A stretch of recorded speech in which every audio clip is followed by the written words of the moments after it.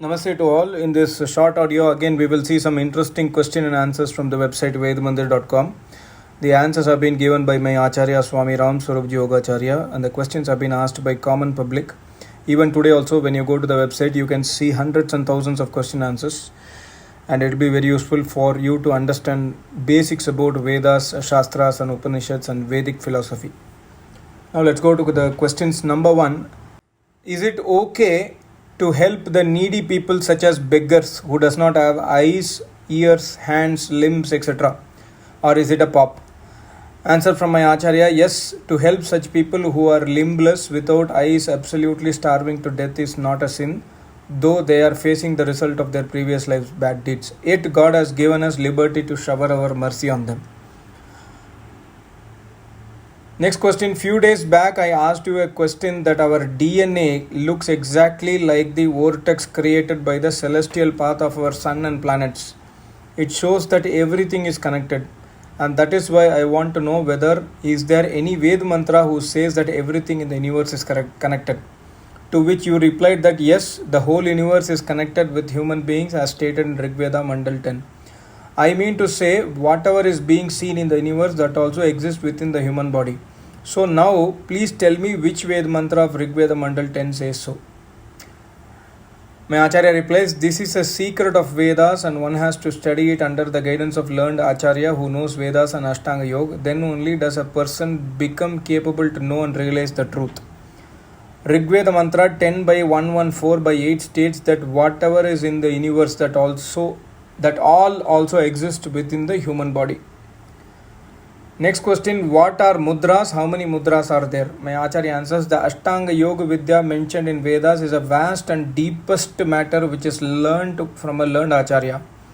So I can here only say that in books written by man or woman, the description of mudras are there but not in Vedas. However, Samved Mantra states that in the heart of a yogi, several waves of divine pleasure start rising and the body of the yogi molds accordingly, which can be told as a mudra.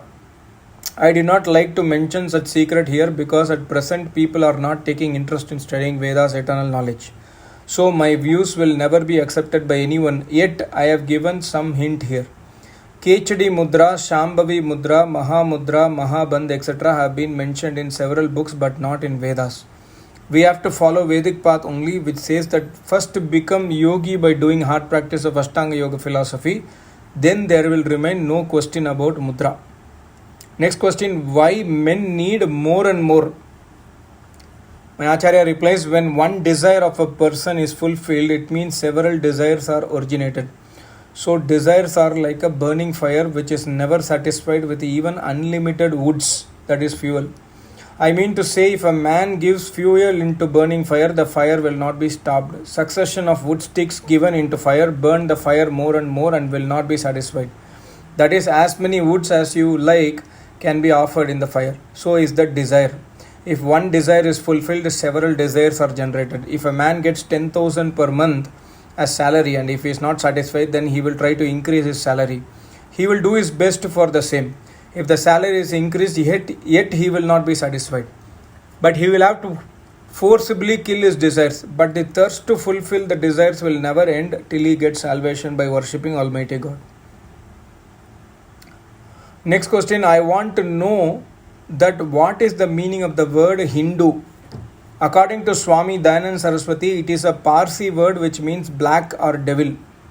My Acharya answers, yes please, I have already explained so many times that Hindu word has been allotted to the Indians. Otherwise Indians were called Arya, and the meaning of Arya is God-fearing gentleman or woman. India is on the bank of river Sindhu. The people abroad used to call us Hindus and thereafter become Hindus.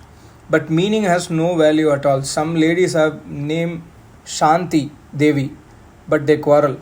Some gentleman has his name Kaudimal, but they are men of millions. Next question. I read the below answer given by you to one of the questions. God has given us freedom to do good or bad deeds, but result will be awarded by God in the shape of happiness or sorrow respectively. Now my question is, why has God not blessed us to do only good deeds so that everybody in the world would be happy and there would be no sins and no karmas? My Acharya replies, the creator of universe is Almighty God. The process of creation, nursing, destruction, again creation, and all its fundamentals are unchangeable and unchallengeable.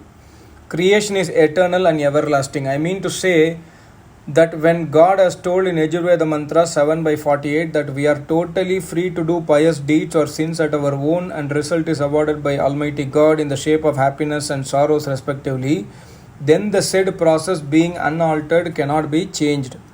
Secondly, we have been blessed with human body to do daily hard pious deeds, keeping aside the laziness.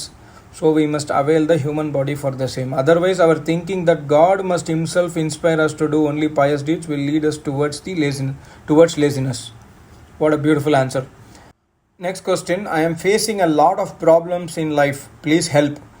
My Acharya answers, one must never be nervous from any problem. There is a saying in Hindi, Gyani bhukte gyan se मूर्ख bhukte रोए, de dare ka dand hai sab kaho ko hoए. Its meaning is that human or living body has to face the result of our previous life's deeds, whether good or bad, in the shape of happiness and sorrows respectively. The learned people therefore face the problem happily, whereas the ignorant cry and weep. So one must be a learned, so there must be a satisfaction to face the problem that the same is our own creation. Now the human body has been blessed by God, in which we can kill the previous life's bad deeds to finish the problem while doing pious Vedic deeds at present. So the luck is always in our hand, which is changed by doing hard working as well as worship of Almighty God simultaneously. I will advise you to recite at least 51 times Gayatri Mantra in the morning and in the evening with its meaning. Do name jap of Almighty God, Om.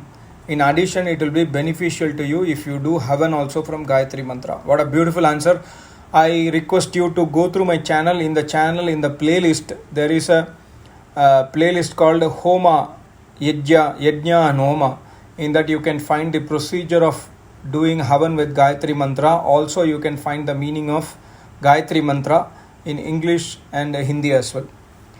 Next question. Rebirth is not in my hand, but I do not want to take rebirth again for so many years, but sometimes I am not able to control my anger and sometimes not able to control some feeling by watching movies. Then how can I eligible to get moksha after my death?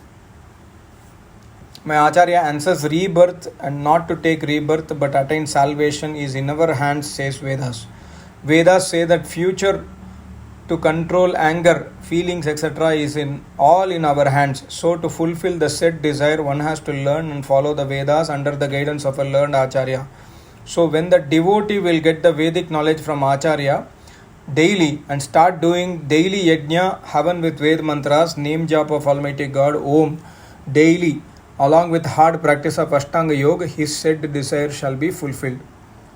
Next question. In which shlokas of Gita does the Shabad Dharam Pap Punya comes?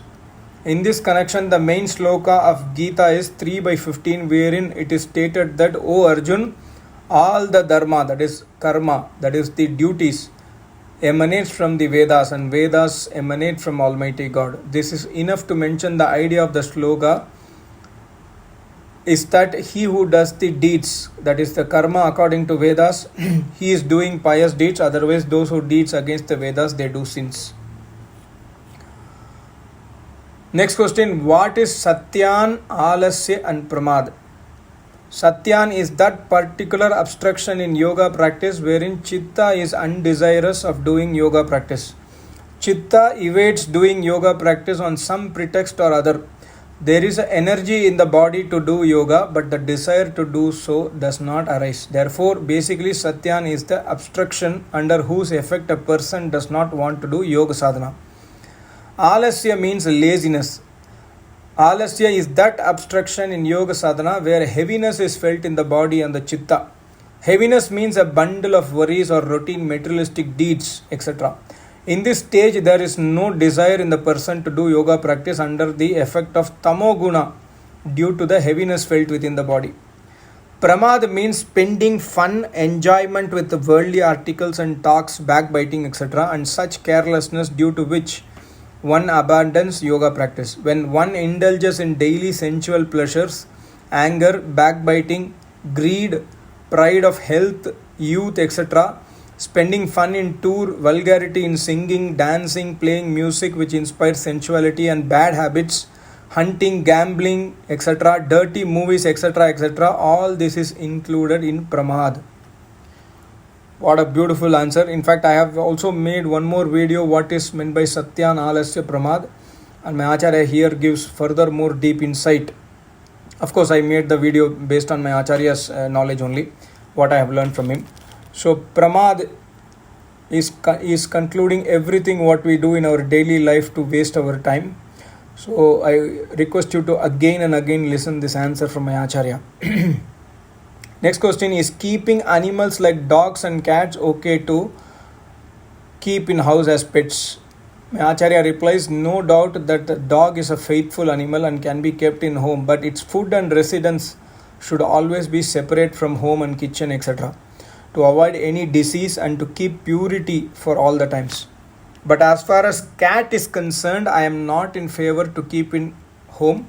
Yet if somebody wants to keep, it should be kept quite separately from the residence. Next question, does fasting help us in reducing our sins? No please, my Acharya answers. No please, fasting does not help us in reducing sins. Sins are reduced first by repentance that the sins will not be done again in future, and thereafter by following the Vedic path. That is to perform daily Havan, Yajna with Ved mantras, doing name jap of Almighty God Om, practice of Ashtanga Yoga under the guidance of learned Acharya of Vedas. But due to indulgence in illusion, most of the people are not ready to adopt the said quoted eternal path, and hence the problem. Next question, respected Swamiji, pranams. My question to you is that my wife went to her Maika, that is their parents' house, on Raksha Bandhan. It is now the period of Pitra Paksha, and can I bring her to my home in this period, or should I wait for the Navaratri? My Acharya replies, my blessings to you. In Vedas, there is no restriction on any kind of journey on any day, so no need to wait for Navaratri. So, I tried to bring many question answers this time also. I hope you enjoyed the answers given by my Acharyas. Some of the answers I would request you again and again to listen. In fact, all the audios, whatever I have put in question and answers, in the playlist as question and answers, you can again and again listen it on a daily basis. These are absolutely essential for our daily lives. I will meet you soon in another audio video. Thank you so much. Namaste. Om.